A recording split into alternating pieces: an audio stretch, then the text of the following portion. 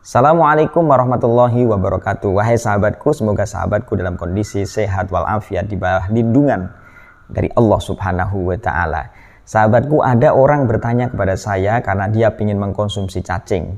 Mengkonsumsi cacing itu dalam arti mengkonsumsi cacing sebagai obat atau mengkonsumsi cacing karena memang ingin dikonsumsi. Ada yang mengatakan ini entah benar atau tidak bahwa cacing itu katanya mengandung protein dan proteinnya bagus, katanya begitu. Lalu dia bertanya, apakah cacing itu ada ulama yang menghalalkan? Artinya kalau dia bertanya apakah ada ulama yang menghalalkan, berarti dia mengetahui bahwa cacing itu ada yang mengharamkan. Yang mengharamkan siapa? Yang mengharamkan misalnya adalah Imam Syafi'i.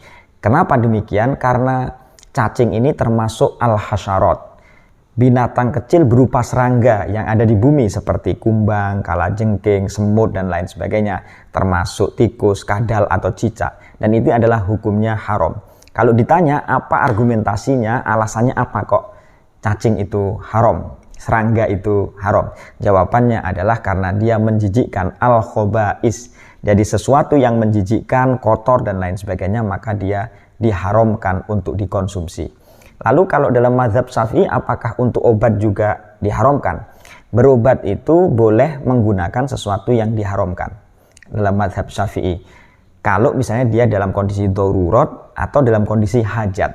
Bagaimana cara mendefinisikan darurat itu? Darurat itu kalau dia tidak makan itu atau tidak mengkonsumsi obat itu, dia bisa meninggal. Tapi kalau hajat itu adalah kalau dia tidak mengkonsumsi itu, maka dia akan mengalami penderitaan yang lama. Jadi ad-daruratu tubihul mahzurat, bahwa darurat itu membolehkan sesuatu yang dilarang. Kalau al-hajah qatan zilu manzilatat darurah, bahwa dalam kondisi hajat pun orang bisa memanfaatkan sebagaimana darurat. Tapi ma'ubi halid darurah yuqaddaru biqadariha. Sesuatu yang diperbolehkan dalam kondisi darurat, jangan ketika dia merasa enak, oh tak tambah lagi, tidak begitu. Jadi dalam kondisi yang sekedarnya saja. Itu kalau misalnya untuk berobat. Nah, karena itulah, maka apakah ada yang menghalalkan cacing untuk dikonsumsi? Jadi kalau dikonsumsi saja boleh, apalagi untuk berobat. Jadi boleh juga, malah lebih boleh gitu.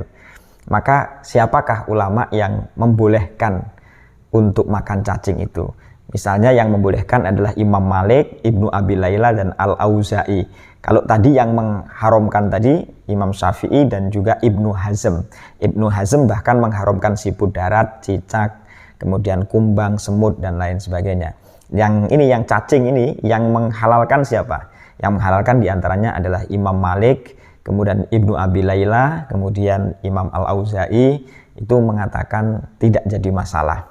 Jadi kaidahnya adalah al-aslu fil manafi al-ibahah, bahwa asal segala sesuatu yang bermanfaat itu boleh. Karena memang hakikatnya adalah, wahai sahabatku, bahwa sesuatu yang baik itu dihalalkan, sesuatu yang tidak baik itu dilarang. Hakikatnya kaidahnya yang lebih umum seperti itu. Nah, kalau menjualnya, bagaimana menjualnya? Implikasinya kan di sana. Kalau misalnya kita memakannya saja tidak boleh, berarti menjualnya juga tidak boleh gitu. Karena misalnya menjualnya itu kan syaratnya menjual itu harus ada manfaatnya. Kemudian bisa diserah terimakan, barangnya dan alat tukarnya itu maklum diketahui. Nah, ini pada syarat yang pertama tadi ada manfaatnya itu. Dan ternyata tidak ada manfaatnya. Cacing tidak ada manfaatnya kalau dijual dan itu haram, maka haram itu manfaatnya apa itu? Tapi kalau menurut Imam Abu Hanifah misalnya, menjual cacing tidak jadi masalah.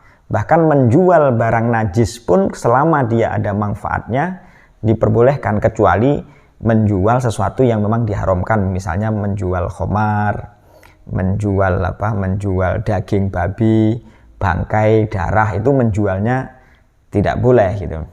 Jadi ada kaidah dalam mazhab Imam Abu Hanifah itu adalah wadhabitu indahum anna kullama fihi manfaatun tahillu syar'an fa inna bai'ahu yajuz li annal a'yana khuliqat li manfaatil insan bahwa hakikatnya barang, benda, sesuatu itu diciptakan untuk kebermanfaatan manusia. Jadi kalau ada manfaatnya boleh. Tapi menjual barang najis kalau dalam mazhab Syafi'i boleh nggak? Boleh, tapi dengan cara khilah. Jadi bukan dengan cara transaksi jual beli. Kalau misalnya ada kotoran kambing macam-macam itu kan najis. Dalam mazhab Syafi'i najis. Maka kalau misalnya kita mempergunakannya, kita untuk menggunakannya, kita ambil untuk dari orang lain ya, diambil untuk pupuk misalnya, maka caranya bukan dengan transaksi jual beli, tapi transaksinya adalah melalui naqlul yad atau melalui cara yang lain, yang cara itu bukan transaksinya bukan jual beli. Jadi kalau misalnya saya simpulkan wahai sahabatku tentang masalah cacing tadi itu, ketika dia bertanya apakah ada yang menghalalkan, saya jawab ada yang menghalalkan makan cacing. Siapa tadi? Imam Malik dan yang lain-lain tadi itu. Kalau yang mengharamkan siapa? Imam Syafi'i. Kenapa kok Imam Syafi'i mengharamkan? Karena dia bagian dari al-hasyarat. Dan al-hasyarat itu karena al-khobais, karena dia menjijikkan. Wahai sahabatku, sahabatku bisa memilih pendapat mana yang kira-kira itu sesuai dengan sahabatku.